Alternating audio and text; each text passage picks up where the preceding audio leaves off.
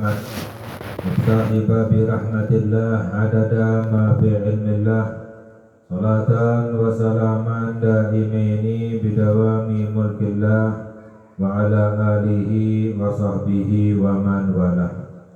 Alhamdulillah, hadirin hadirat, semoga kita mendapatkan keberkahan dari Allah Subhanahu wa taala, terkhusus kepada para asatidz, kepada para kiai, para kesepuhan, guru-guru kita, semoga diberi keberkahan oleh Allah Subhanahu wa taala. Yang penting itu adalah berkah. Apa itu berkah? Berkah itu para ulama menjelaskan ziyadatul khairi wal karamah, ditambahkan kebaikan oleh Allah dan kemuliaan dunia dan akhirat. Jadi orang yang diberkahi oleh Allah ditambahkan keberkahan, kebaikan dan kemuliaan dunia dan akhirat. Orang yang diberkahi oleh Allah Subhanahu wa taala yaitu yang selalu mendapatkan kebaikan dari Allah, yang selalu mendapatkan kemuliaan dari Allah Subhanahu wa taala. Semoga kita mendapatkan keberkahan dari Allah. Di dalam hadis sabda Nabi kita Nabi Muhammad sallallahu alaihi wasallam, iltamisul barakata min tawil barakati, carilah keberkahan dari orang-orang yang memiliki keberkahan. Jadi kita mencari keberkahan itu yaitu dengan mendekati orang-orang yang mendapatkan keberkahan dari Allah Subhanahu wa taala. Sering ziarah ke makam para wali, sering duduk bersama para alim ulama, sering dekat bersama orang-orang yang soleh, itu kita mendapatkan keberkahan dari Allah Subhanahu wa ta'ala. Alhamdulillah, kita bersyukur kepada Allah atas limpahan nikmat yang Allah berikan kepada kita. Khususnya Allah muliakan kita menjadi hamba-hamba yang beriman kepada Allah Subhanahu wa ta'ala, hamba-hamba yang beriman kepada Nabi kita Nabi Muhammad sallallahu alaihi wasallam. Khususnya kita dijadikan oleh Allah sebagian daripada umatnya Nabi Muhammad sallallahu alaihi wasallam, yang mana diriwayatkan bahwa para nabi-nabi, para rasul meminta kepada Allah untuk menjadi umatnya Nabi Muhammad, karena tahu bagaimana Allah memberikan kebaikan dan kemuliaan kepada umatnya Nabi kita Nabi Muhammad sallallahu alaihi wasallam. Bahkan para ulama tafsir menjelaskan bahwa di dalam Al-Quran, arja ayatin fi kitabillah, ayat yang paling diharapkan di dalam Al-Quran, ayat yang paling dekat dengan rahmatnya Allah di dalam Al-Quran adalah Allah Subhanahu wa ta'ala berfirman, ya ayyuhalladzina asrafu ala anfusihim la taqnatu min rahmatillahi innallaha yaghfiru dzunuba jami'an. Allah berfirman di dalam Al-Quran, wahai orang-orang yang berlebihan di dalam berbuat dosa, janganlah kamu berputus asa dari rahmatnya Allah. Sesungguhnya Allah mampu untuk mengampuni dosa seluruhnya.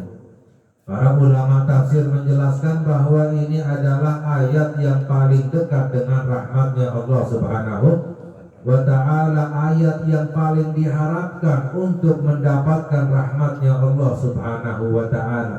Wahai orang-orang yang berlebihan di dalam berbuat maksiat dosa kepada Allah, janganlah berputus asa dari rahmatnya Allah. Allah mengampuni dosa seluruhnya.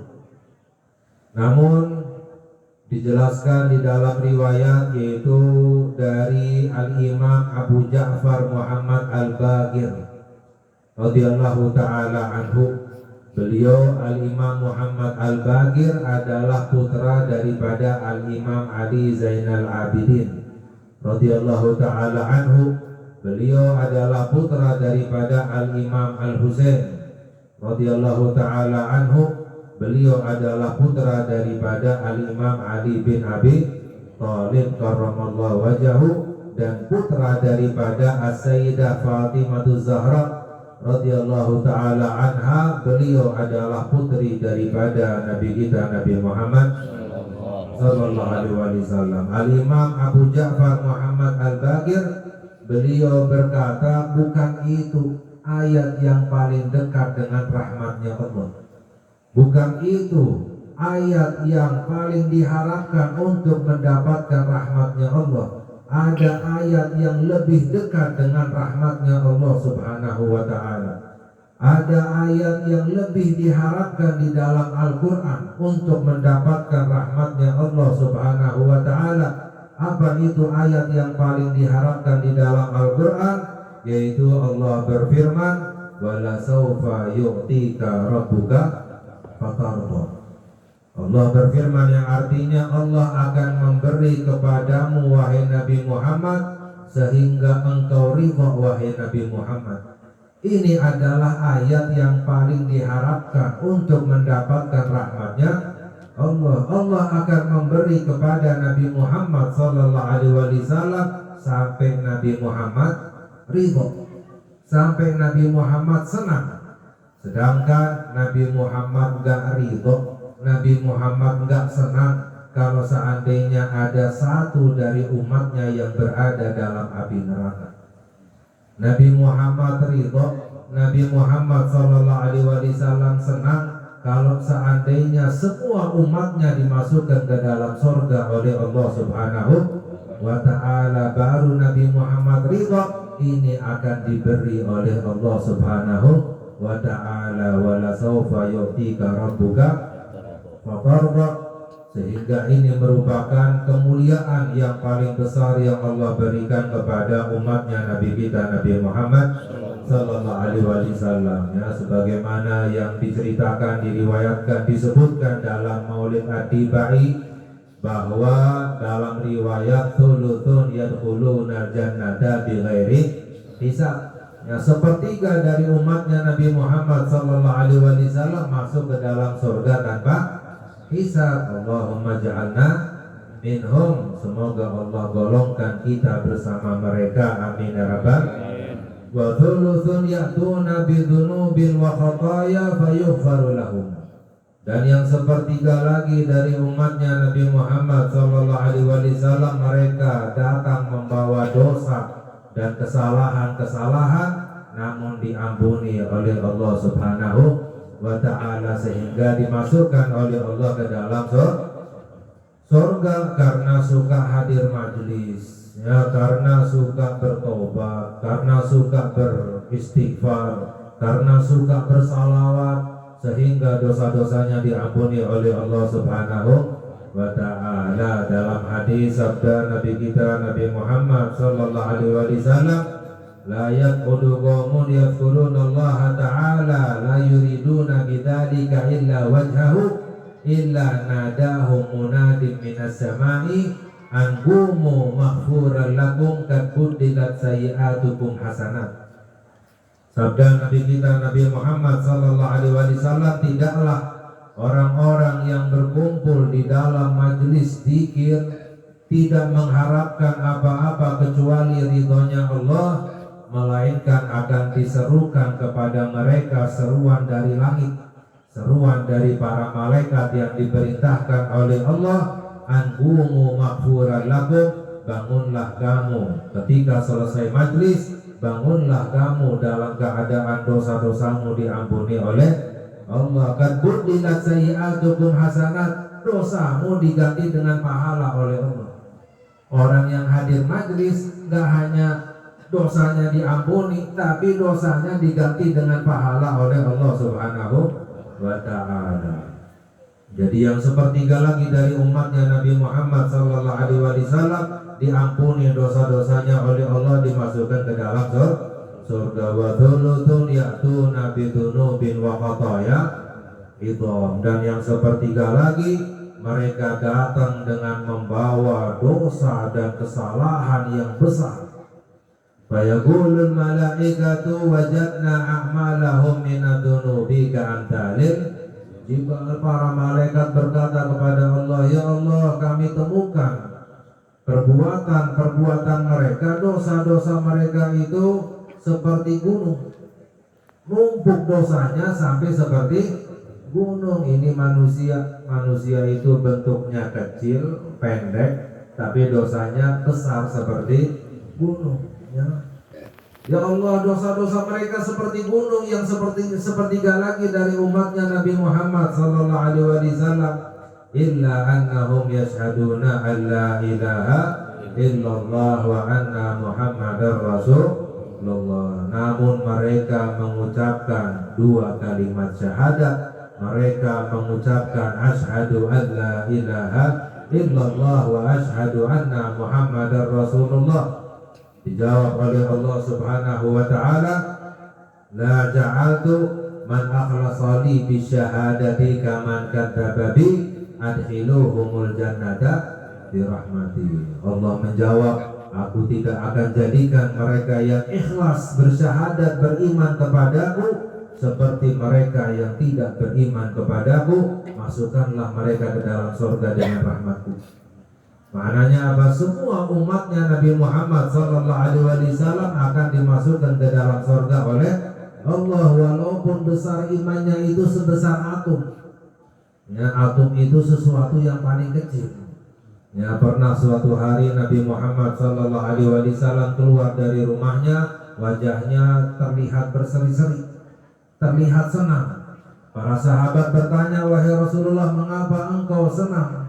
Dijawab oleh Nabi Muhammad sallallahu alaihi wasallam, telah dikabarkan kepadaku bahwa siapapun dari umatku yang beriman kepada Allah walaupun sebesar atom pasti akan dimasukkan ke dalam surga oleh Allah.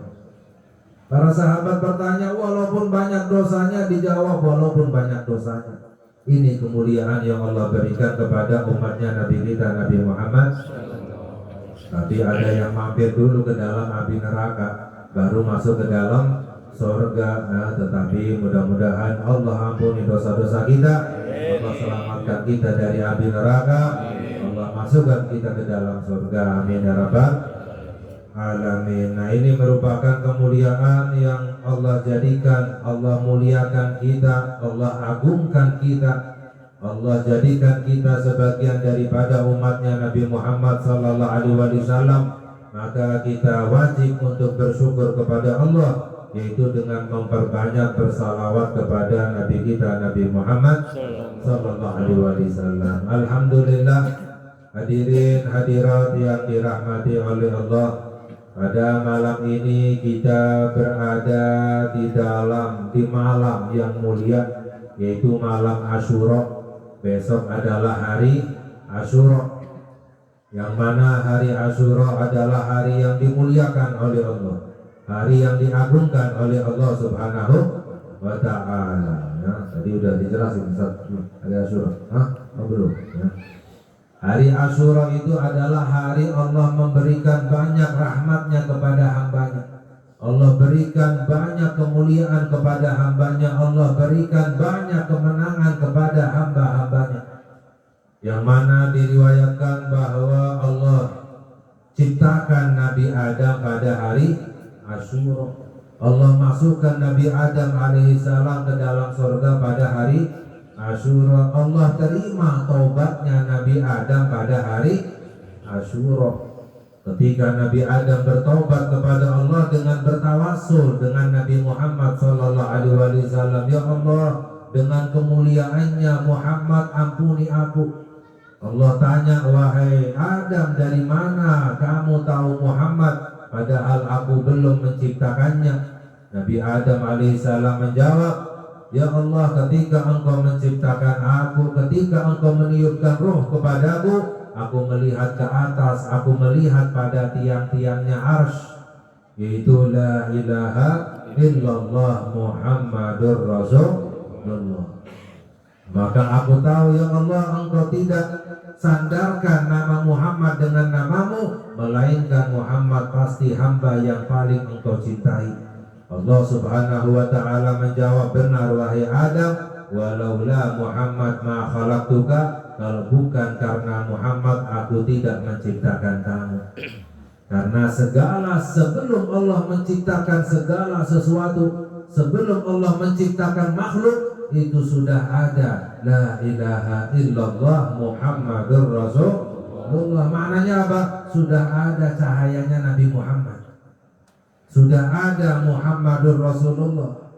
Bahkan dalam riwayat yang pertama Allah ciptakan sebelum Allah menciptakan makhluk adalah nur cahayanya Nabi kita Nabi Muhammad Sallallahu Alaihi Wasallam. Dari cahayanya Allah ciptakan.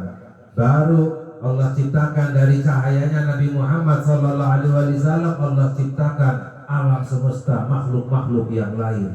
Jadi semua makhluk itu adalah dari cahayanya Nabi kita Nabi Muhammad. Sebelum segala sesuatu ada, sudah ada la ilaha illallah Muhammadur Rasulullah. Pintu surga yang mana diriwayatkan pintu surga itu jarak perjalanan sebulan pintunya. Ya, dari Palestina ke Mekah itu pintunya surga, gerbangnya surga. Apa tulisannya? La ilaha illallah Muhammadur Rasulullah. Di dalam surga daun-daun pohon sorga, istana-istana sorga, yang ada di dalam sorga itu adalah la ilaha illallah Muhammadur Rasulullah. Ya, Nabi Adam diterima tobatnya oleh Allah dengan bertawasul, itu terjadi pada hari Asyura. Di antaranya juga Nabi Nuh alaihi salam ketika diselamatkan oleh Allah bersama yang ikut kapalnya Nabi Nuh ketika mendarat di Bukit Judi, wastawat alal judi, ketika semua muka bumi ini tenggelam, semuanya mati celaka, yang selamat kecuali yang hanya ada di atas kapalnya Nabi Nuh. Mendaratnya, selamatnya itu terjadi pada hari Asyura. Nabi Ibrahim alaihissalam ketika diselamatkan dari api Namrud, ketika Allah berfirman, "Qulna ya naru kuni bardan wa salama ala Ibrahim." Wahai api, kata Allah, jadilah kamu dingin dan selamat untuk Nabi Ibrahim, selamat dari apinya Namrud. Itu terjadi pada hari Asyura, ya. Dan banyak lagi di antaranya Nabi Musa alaihissalam. Nabi Musa bersama umatnya ketika dikejar oleh Fir'aun dan tentaranya, diceritakan oleh Allah di dalam Al-Quran, fa'atba'uhum musyrikin falamma tara al-jam'ani qala ashabu Musa inna lamudrakun. Ketika Fir'aun dan tentaranya mengejar Nabi Musa dan umatnya itu di waktu Isra, ketika bertemu, ya, saling melihat tara al-jam'ani, Nabi Musa dan umatnya, Fir'aun dan tentaranya, ketika bertemu itu ketika Isra. Berkata sahabat-sahabatnya Nabi Musa, kita akan ditangkap oleh Fir'aun dan tentaranya, akan dibunuh. Dijawab oleh Nabi Musa alaihissalam, kalla inna ma'i rabbi sayahdin. Sekali-kali tidak, sesungguhnya bersamaku Tuhanku akan memberi petunjuk kepadaku. Fa'auhayna ila Musa anidrib bi'asaqal bahra fanfalaka fakana kullu firqin kattaudil azim.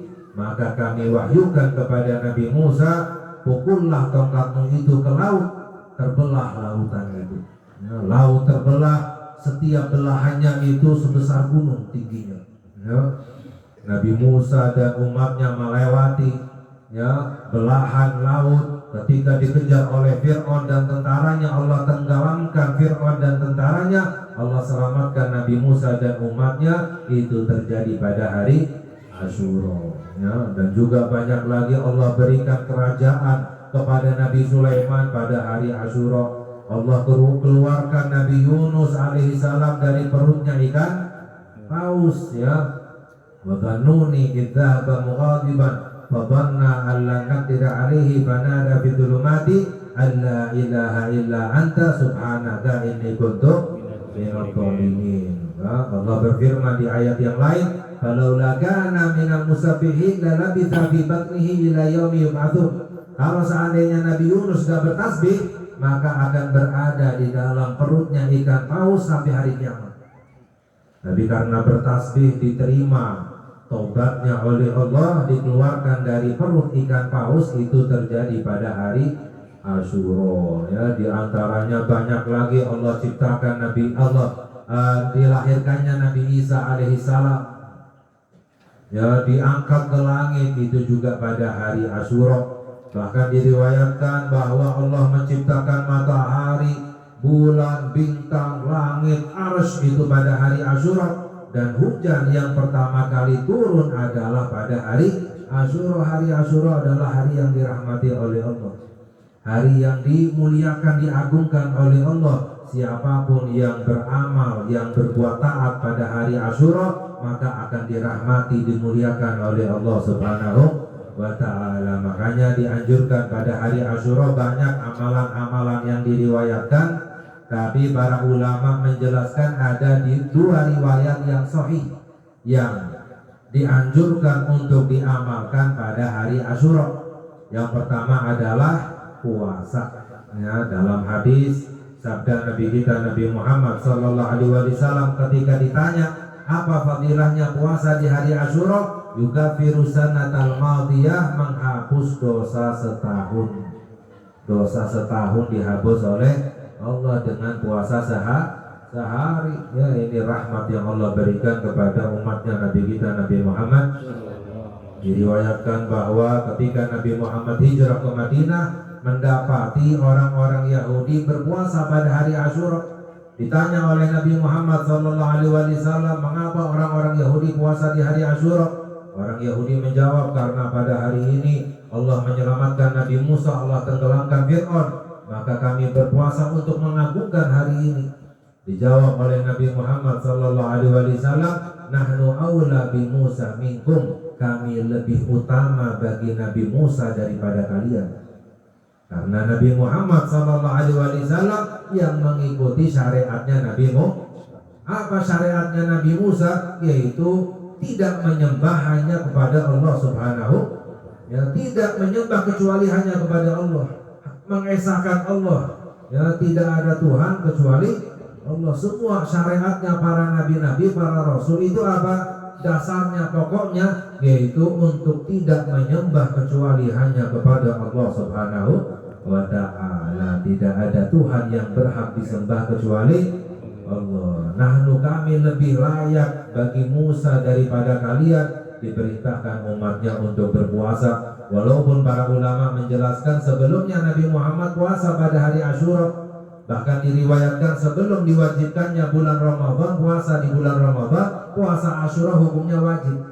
Namun ketika diwajibkan puasa di bulan Ramadan, dimansuh, dihapus kewajiban puasa Asyura, disunahkan dan dijanjikan pahala yang besar oleh Allah Subhanahu wa ta'ala. Jadi dianjurkan untuk yang pertama amalan pada hari Asyura yaitu puasa. Lalu yang kedua adalah at-tausi'ah 'alal iyal, melapangkan rezeki keluarga.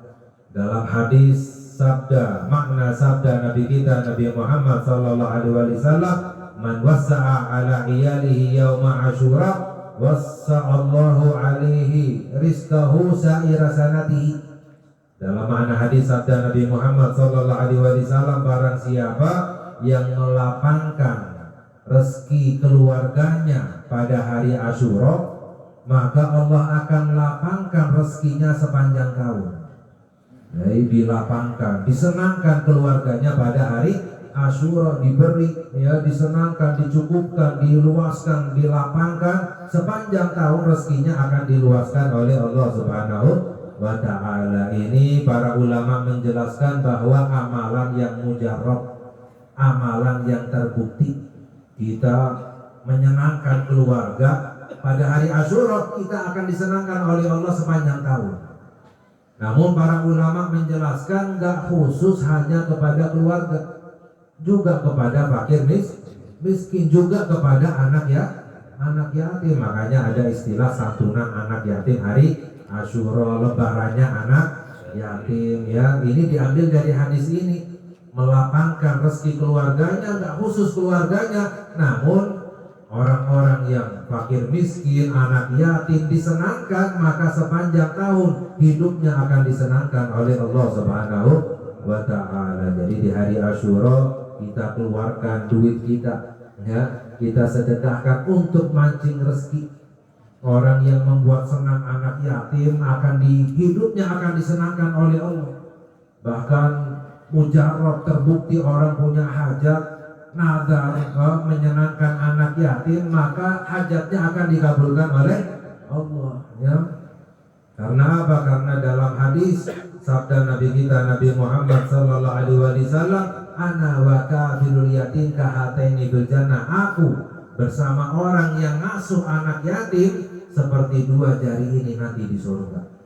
Di surganya tetangganya adalah Nabi kita Nabi Muhammad sallallahu alaihi wasallam, ya. Jadi amalan yang sahih yang dianjurkan pada hari Asyura, kita menyenangkan keluarga, menyenangkan fakir miskin, menyenangkan anak-anak yatim, dilapangkan, diluaskan rezekinya, dicukupkan, maka rezeki kita sepanjang tahun akan dicukupkan oleh Allah Subhanahu wa ta'ala, ya.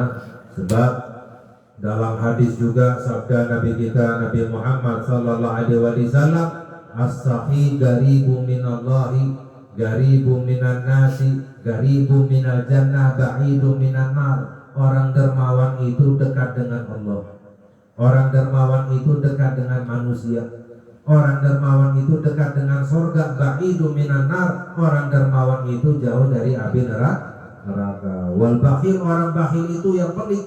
Ba'idu minallah, jauh dari Allah. Ba'idu minan nas, jauh dari manusia. Ba'idu minal jannah, jauh dari surga. Garibu minan nar, dekat dengan api neraka. Nah, bahkan disabdakan oleh Nabi kita Nabi Muhammad sallallahu alaihi wasallam, inna abdal qaumun min ummati la yadkhuluna al-jannata bi kathrati salah wa siyam walakin bi salamati sudur wa sakhawati nufus wa rahmah bi kulli muslim. Sabda Nabi Muhammad sallallahu alaihi wasallam, wali-wali abdal dari umatku, mereka masuk surga, diangkat derajatnya oleh Allah para wali itu bukan karena banyaknya sholat, bukan karena banyaknya puasa. Padahal banyak sholatnya, banyak puasanya, tapi bukan gara-gara itu diangkat oleh Allah, dimuliakan oleh Allah, tapi karena yang pertama salamati sudur, hatinya selamat, hatinya bersih, gak ada sifat iri, gak ada sifat sombong, gak ada sifat benci, gak ada sifat hasud, ya, kepada orang lain, ya.